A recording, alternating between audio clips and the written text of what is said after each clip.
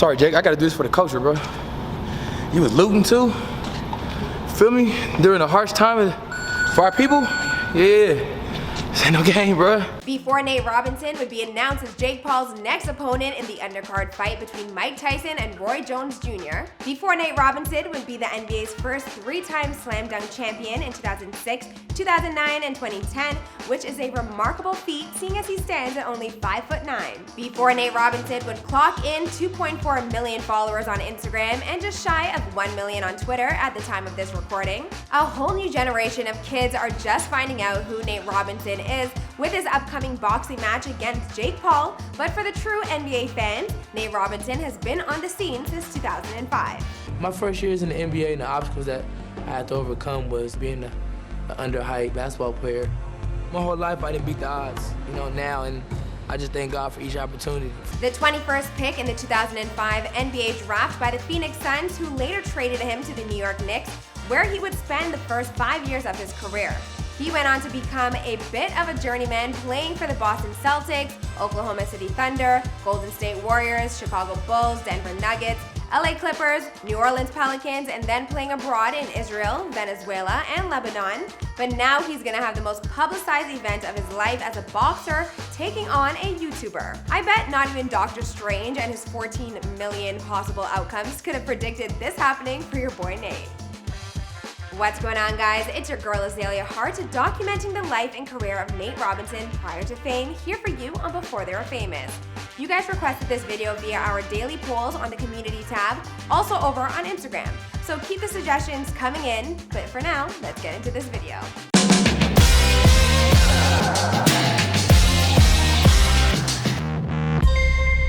Hey, be sure to subscribe and hit that bell. Boom! Nate Robinson was born Nathaniel Cornelius Robinson on May 31st, 1984 in Seattle, Washington. And over on Instagram, he still reps the area hard. He's posted plenty of throwback photos over the years and grew up with a brother and a sister. His father was a college football player named Jacques Robinson. He played American football for the Huskies and earned MVP honors in both the 1982 Rose Bowl and 1985 Orange Bowl. Robinson's father was drafted by the Buffalo Bills in 1987 and played one season with the Philadelphia Eagles before his NFL career ended. His mother, Renee Hollingsworth, operates a beauty salon in Seattle. He is also the cousin of point guard Tony Burton, and Nate Robinson's great-great-grandfather on his mom's side was 1/8 Filipino. He was also a notorious prankster, which continued into the NBA, like the time he tried to dunk on Shaq. In a 2016 throwback post, the caption reads, #Flashback Friday, Mom Dukes had us like red team go red team go. LOL, I love my family and what we went through. Without each other, we wouldn't have made it this far. God blessed us with fun and hard times, made great memories, and still going strong. I love my family with all I got.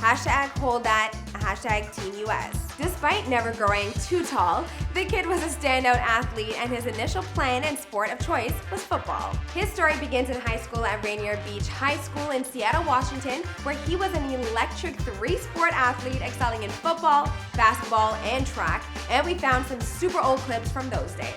He led his basketball team to a 28-1 record and won the AAA state championship as a senior with teammates Terrence Williams and twins Roderick and Lodrick Stewart. He averaged 17.9 points, 7 rebounds, 7 assists, and 3 steals per game in 2001.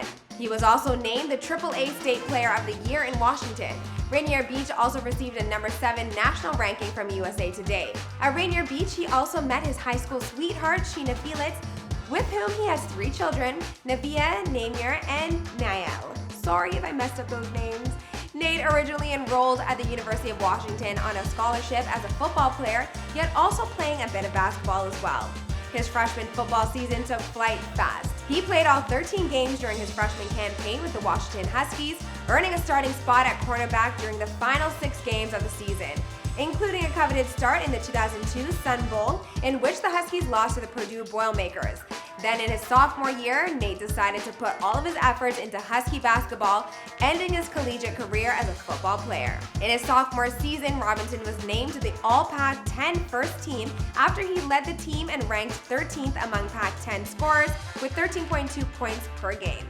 In his junior season, Robinson was named to the NABC All-NCAA District 14 First Team, NABC All-American Third Team, Pac-10 All-Tournament Team, and All Pac-10 first team after leading Washington to a Sweet 16 appearance. In April of 2005, Robinson declared for the NBA draft, foregoing his final year of college eligibility, and from there he became the 21st pick in the 2005 NBA draft by the Phoenix Suns, who later traded him to the New York Knicks, where he would spend the first 5 years of his career, like I mentioned earlier before. Robinson played in 72 games his rookie year, starting 26 of them, while averaging 9.3 points and 2.0 assists per game. He had a major breakout performance against the Philadelphia 76ers at Madison Square Garden, where he scored 17 points and grabbed 6 rebounds. Of his 17 points, 3 came on a game-winning three-pointer, the overtime buzzer. During the All-Star weekend, Robinson won the 2006 Sprite Rising Star Slam Dunk Contest.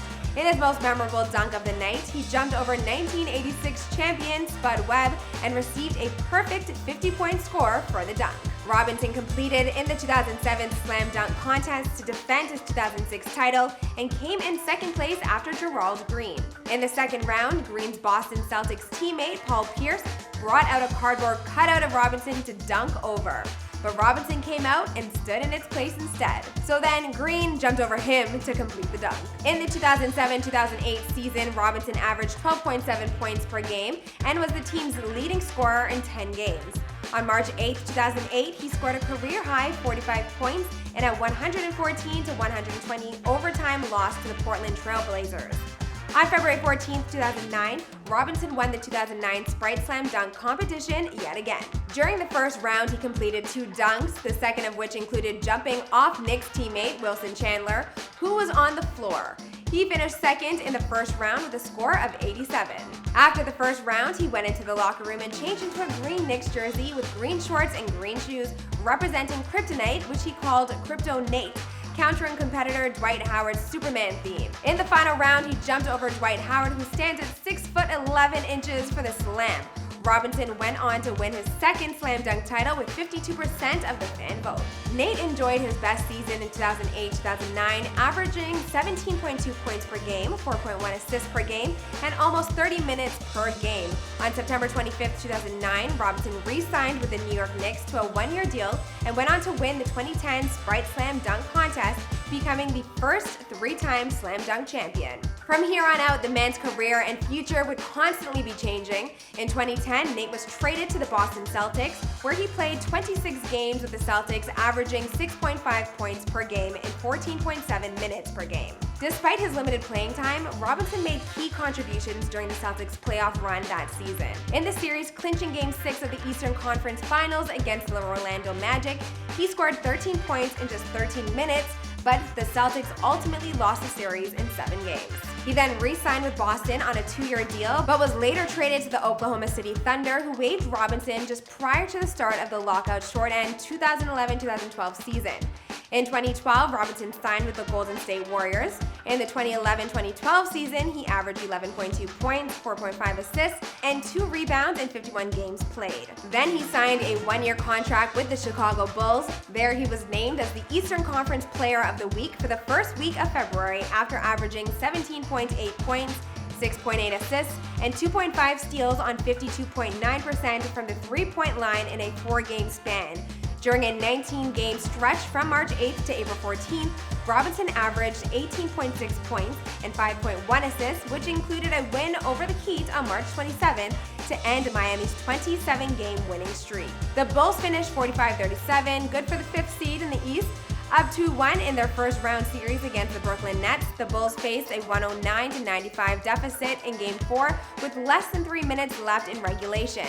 Robinson scored 12 unanswered points to bring the Bulls back and eventually win the game in triple overtime. He finished the game with 34 points, including 23 points in the fourth quarter, just 1 point shy of Michael Jordan's franchise playoff record. The Nets won the next 2 games, setting up a decisive Game 7 in Brooklyn that the Bulls won, which was their first road Game 7 victory in franchise history. Matched with the Miami Heat in the semifinals, Robinson scored 27 points and 9 assists in Game 1 to stun the defending champions and take a 1-0 series lead.